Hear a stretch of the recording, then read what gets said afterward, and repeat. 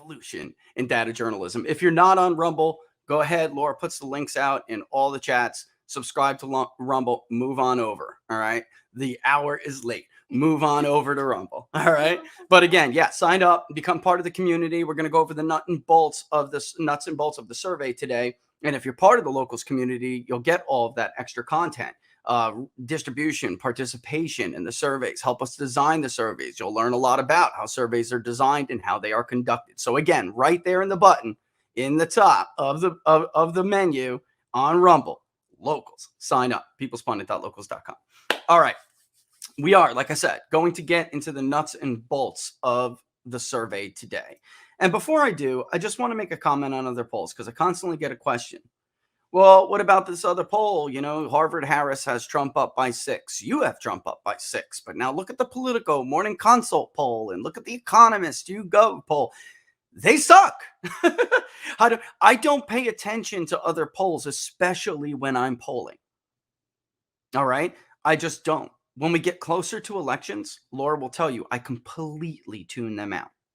There are maybe 2 pollsters, 3 pollsters tops that I'll really bother to look at. And it's not because it's going to influence anything I do.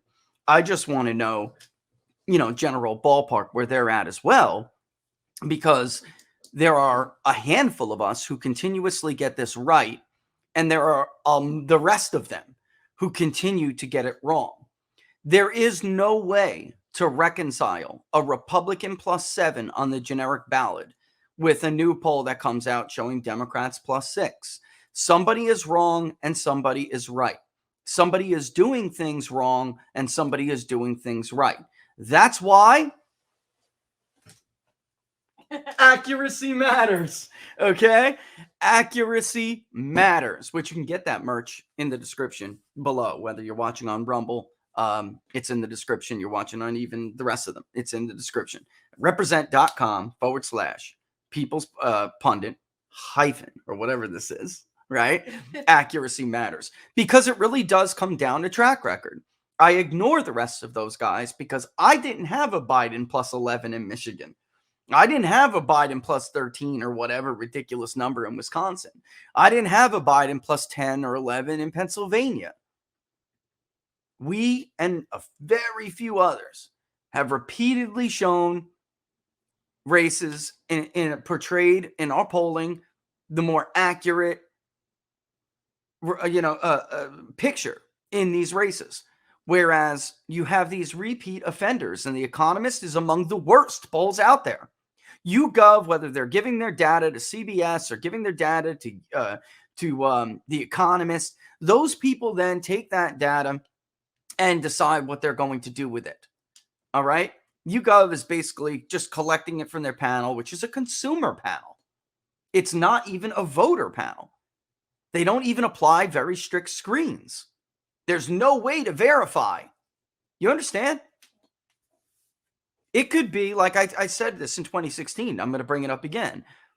You're going to get 22% of the electorate being 18 to 29 because there's just a young college girl who wants to earn points to get a Kohl's card because she needs a new bra. She doesn't intend to actually vote and, in fact, may not even be registered to vote. But her boobs need support. So, bottom line, YouGov's got her in their panel. All right? And then not for nothing, but Reuters and Ipsos, the rest of them, they use the knowledge panel. It's not a good panel. No offense. It's just, look, again, no offense. It's just what it comes down to. Cute little aggregators and fake little poster scorecards don't outweigh someone's track record. And there are those of us who are in the realm of the real world, and the rest of them are not. Again, and I told you this when we approach Christmas, to get ready for them to totally reverse themselves. This is what they do.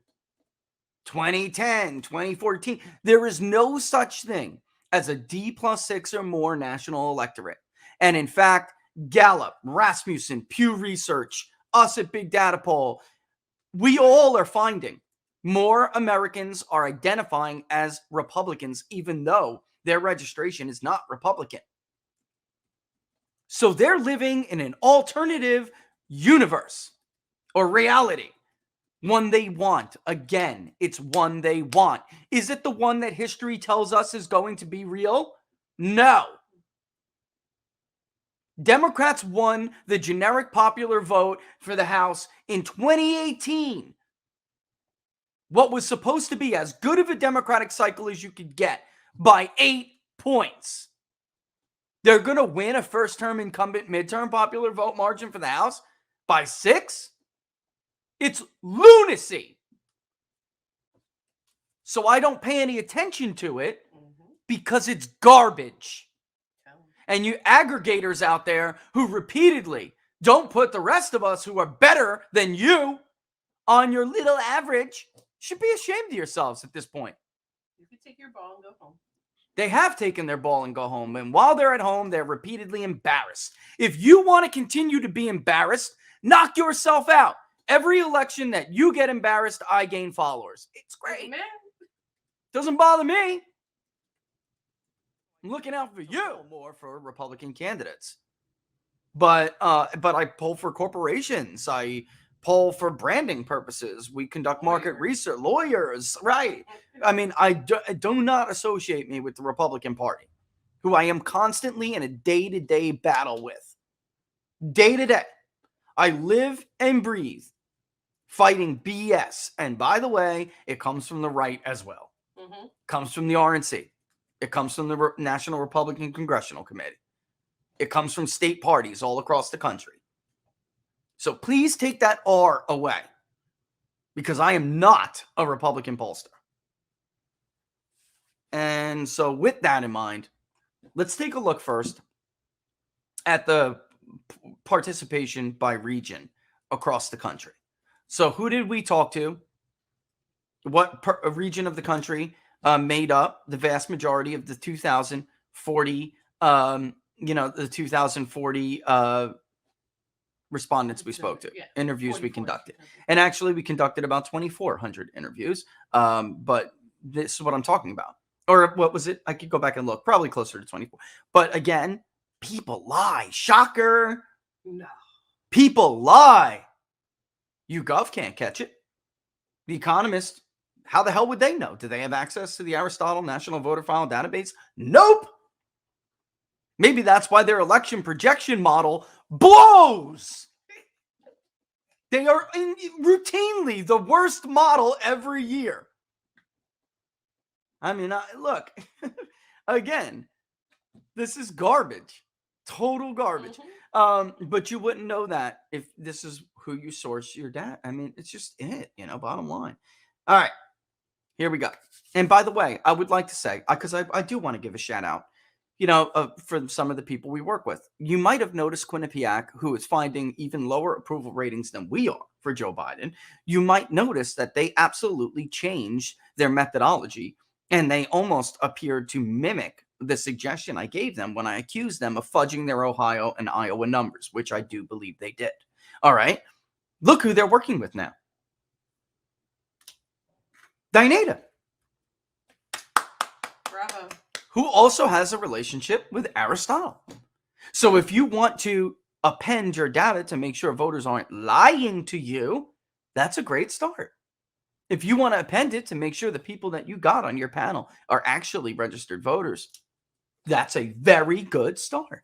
So don't you find it at least a little bit weird? Or not even weird, not weird. Don't you find it like there's a relationship here? Causation, not even correlation. It's causation. You abandoned archaic dinosaur methodology for evolving with this new brave world we live in, alongside people who have been much more accurate than you. You adopted some of the things they suggested you adopt, and lo and behold, you tend to be more in their universe now. Which is the correct universe. There's only, listen, maybe there are string theory-like kind of universes out there, folks, but that's not politics. There's one reality, and then there's the rest of the wishful thinking idiocy crowd. And by the way, you may remember I said this in 18. In what world did Republicans think they were going to hold on to the House of Representatives when all predictive indicators suggested they would not? Now, I am not above understanding some people who are like, well, what about, young Kim? She was robbed. Yes, young Kim was robbed. Mm-hmm. There were other races as well. The Democrats did a very good job of putting independents into races where they know, because the research over decades tells them, that kind of Ross Perot kind of voter, if there's a binary choice, will go overwhelmingly for the Republican. But if there's not, and there's an independent or an American independent or a tax reform party yes, they will pull those votes. And in a handful of races, that was the margin. It was the margin. So I'm not, but history told us that Democrats would take the House. The Senate was a completely different ballpark, which is why when I did take on this felonious, because it should be criminal. When I took on this felonious lying narrative, it was on the Senate. Because Rick Scott was going to beat Bill Nelson. Because Mike Braun was going to beat. Oh, look, I forgot his name already. Look at Joe Donnelly. Yet you had Fox News and others come out with these Donnelly +7s, and somehow the now Senator Hawley in Missouri was going to be tied with Claire McCaskill. He thrashed Claire McCaskill. I mean, this was crazy. We're talking about 13-point misses for CNN, for Fox News, for Reuters, Beto O'Rourke. They actually, again, they had Texas Blue. Was it close? Yeah, it was close. But you missed outside your sampling error. And you missed outside your sampling error in a load of them as well. Hi folks, Rich Baris, the People's Pundit, host of Inside the Numbers with the People's Pundit, and co-host of What Are the Odds with Barnes and Baris. If you liked what the New York Post called above average transparency, then go ahead and like the page, share the videos, and hit that notification bell. It'll let you know when we're going to go live.